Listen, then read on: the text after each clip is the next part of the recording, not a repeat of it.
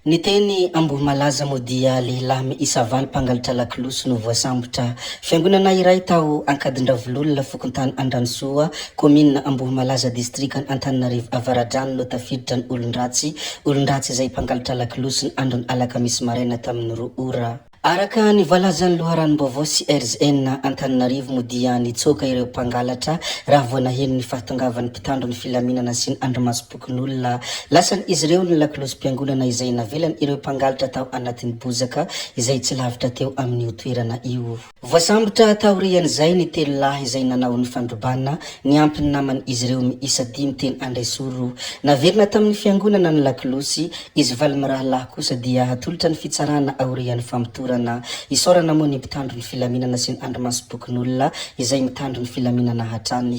Ny andro ny 4 Martsa 2024 sakafo mpirahalahina no tanterahany ireo mpino silamo ny alakamisy 5 Martsa lasa teo teny amin'ny Radisson Bleu ny sakafo mpirahalahina na iftara de la fraternité izay fanaony izy ireo isan-taona. Tonga nanatrika sy nanome voninahitra izany ny filohan'ny fanavaozana Andriamatoa Randrianirina Mikaela niaraka tamin'ny ireo mpanolontsaina avo. Ity hetsika ity moa dia hetsika manandanja mampiseho mazava ny hasin'ny firaisankina sy ny fifanajana eo amin'ny samy finoana sy ny samy malagasy. Ny iftara de la fraternité dia manamafy fa ny fihavanana sy ny fifampiresahana no fototry ny fiarahamonina mirindra sy ny fampandrosoana maharitra. Fisaorana sy fankasitrahana ho an'ireo rehetra mandray anjara amin'ny fanamafisana ny firahalahina sy ny fifankatiavana eto amin'ny firenena. Ndemo arantsika kely ny teny izay nataon'ny filohan'ny fanavaozana tsy iza moa izany fa Andriamatoa Colonel Mikael Randrianirina. Amin'ny fo ravoravo sy akafaliana no entiko miaraba ireo mpino silamo rehetra amin'ny tian'ny fankalazana ny iftara ity. Manandanja lehibe izao fankalazana izao izay raha fehezina dia sakafo iraisana manelanelana ny ramadany natao anehoana ny fiangonam-po ary hoentina manamafy ny fihavanana ny firaisankina sy ny firahalahina eo amin'ny samy piray tanindrazana. Izao fankalazaina izao dia pirofo mivaingana fa azo atao tsara ny miara-miaina sy ny fankatia ary mametraka tanjona iombonana na dia samy manana ny finoany sy ny fiaviny isika tsirairay avy. Ny fahasamihafana dia tsy tokony ho sakana velively tsy ahafahantsika mandroso fa tokony arena tsara trandrana. Ny finoana silamo dia manamafy io foto-kevitra io amin'ny filazana hoe iray isika ao anatin'ny fahasamihafana ary andao amintsika hoe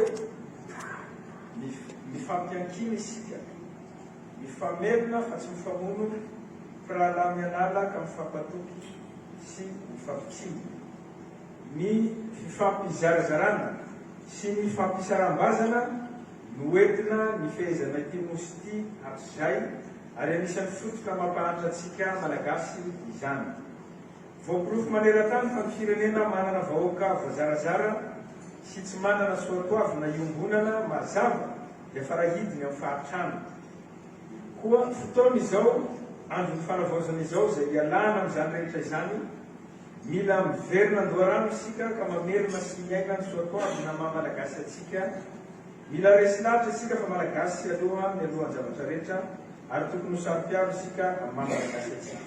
Amin'izay maha-malagasy iray tsy mivaky izay no isaritako ny saintsika rehetra izay miaraka mankalaza izao iftara izao. Fantatsika tsara fa ao anatin'ny fotoana hitadiavam-bahaolana navotana sy hanavaozana ny Madagasikara isika izao manana andraikitra lehibe amin'izany ny mpino silamo amin'ny fitondrana anjara biriky ao anatin'ny fikaonan-doha pirenena. Tsy vaovao ary tsy izoviana ho an'ny rehetra tokoa mantsy ireo andraikitra sahaninareo malagasy mpino silamo amin'ny fampandrosoana ity firenena iaraha-manana ity. Ary amin'izao fotoana izao aza dia mbola maro ireo tetikasa nentinareo anampiana ireo mpiarabelona anisan'izany tantsoka amin'ny fanarenana ny Université Matsiranana sy ny fanohanana ara-tsakafo ireo avatsika ny aram-boina ao Toamasina nandritra amin'ny fandalovana Votoza Ezanina. Koa manao antsoavo ho antsika rehetra ao ankehitriny andao isika hanao soroka miara-milanja sy tongotra miara-mamindra hitondra ny traikefa nanantsika amin'ny fandrosoana Sosokevitra hoety manova ao anatin'ny sehatry ny fitaonam-pirenena voalaza eto. Tombotsoa iombonana no tanjona amin'ny fehi-kevitra izay mivohitra mandritra eny Mentsikio, koa isika tsy ho voazarazara ny tombotsoa manokana. Hoento tsy ampisalasalana sy ankasiana ary ireo hevitra reo na mikasika ny lafiny ara-toekarena io na ara-tsosialy na momba ny fandraharahana na miompana amin'ny fampianarana sy fahasalamana sy ny sisa. Andao porofitsika malagasy fa afaka mitady vahaolana mahomby miaraka sy ankalalana isika ao anatin'ny fifanajana sy ny firahalaina mifanojo amin'izao lehibe finoson'izao ifita izao. Amaranako ny teliko mirara antsika rehetra ahatratra ny tanjona napetraka anatin'izao fankalazana izao ifitary izao ny tenako irariana mba tsy ho an'ny androandroany fotsiny ny iainantsika firaisam-po sy ny firahalaina. Samy havita soa ny ramadany eny ny mpino silamo rehetra ary irariana ifankahita eto isika ny fankalazana ny Eid el-Fitr. Tsarovy fa vonina trano fitondram-panjakana hanoana miezaka entikinareo mpino silamo. Faranya, tena faranya dia hiverina ao amin'ny fotodrafitrasa belabe izay nasehony Sheikh Alif teo dia zao ny zavatra teneniko amin'ny fomadio ampanetretena tanteraka sady faly zahay amin'le asa ataonareo manerana ny Madagasikara no menatra. Sady faly zahay no menatra. Faly zahay satria maro ny malagasy hisitraka an'ireny asa nataonareo reny any amin'ny faritra tsirairay izay anaovanareo azy. Mpianatra université vaoaka malagasy ny Manakara, any Lokongy sy izay toerana mbola anaovanareo azy. Faly zay ary isaorana anareo mpino silamo manao an'izay. Menatra koa zay satria asa na ifanjakana ny tokony anampy vahoaka fa tsy vitanay. Tsy mahamenatra miteneny zany ary tsy fahalemena zany fa famendrehana azy. No manaika fa ny zavatra tokony atao amin'ny vahoaka malagasy dia tsy vitanay tanteraka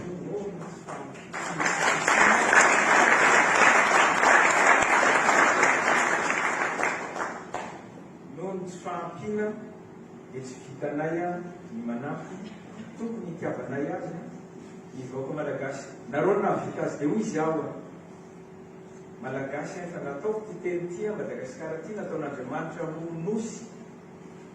Nataon'Andriamanitra ho nosy ty Madagasikara ty dia mitambatra raha etotsika dia tsisy fa samy hafatsika fa samy malagasy tsika eto samy olona ray tsika eto dia mampahery anareo amin'ny asa izay ataonareo manampy ny vahoaka malagasy izay mitady ny fanampinareo aza meny miresaka ataonay etseroa mpataovy ny asa amin'Andriamanitra satria tsika rehetra zao samy maniry ahita n'izany paradisa zany daholo. Dia mankahery anareo izay fitondram-panjakana araka ny teneniko teo dia vonina lalandava ny fiaraha-miasa amin'ny mpino silamo amin'ny zavatra rehetra izay tokony ataontsika makasitraka tompoko lahy makatelina tompoko vavy. Anisan'ny teny izay nambaran'ny filohan'ny fanavaozana Colonel Mikael ihany koa mony hoe fon'Andriamanitra ho nosy iray i Madagasikara. Ny teny malagasy no roa mampifandray ny vahoaka malagasy rehetra iray ihany isika hoy ny filohan'ny fanavaozan'ny Repoblika ary ny mahasamihafa atsika dia tsy sakana faharina ho an'ny firenena. Io moa anisan'ny teny manandanja izay nambaran'ny filohan'ny fanavaozana Andriamatoa Colonel Mikael Randrianirina. Araka ny loharanom-baovao izay navoaka ny Kamindia Mahazo moa dia tsy mety mampidina entana avy amin'ny sambo ny mpiasan'ny SMMC. Mitokona tsy miasa ireo mpiasan'ny SMMC ao amin'ny Port de Toamasina nanomboka ny maraina teo. Vokatry izany dia mihantona ny asa sasany ao amin'ny seranana, anisan'izany ny fampidinana entana. Ka sambo roa no voakasika amin'izany, ny iray tokony hampidina vary ary ny iray hafa tokony hampidina simenitra. Araka ny nambarany ireo mpiasa dia tsy manaiky ny fanendrena ny tale general mpisoloterana solona mpisoloterana izy reo vao notendrena ho tale general ny SMMC afako maly moy hajatina izao tsy ekeny mpiasa izao. Zay ihany koa moa no namarana ny videontsika ary toboka vavy sy toboka lahy koa dia mankasitraka anareo na vitana heno hatramin'ny farany ary mbola manentana anareo foana ny mbola hanaraka ny video manaraka izay alatsaka hiatin'ny sesesy zay fa tsy halavana ny resaka hametra beloma izahay veloma vetivety amin'ny manaraka indray no manao ny misimisy veloma ary toboky lahy veloma toboky vavy.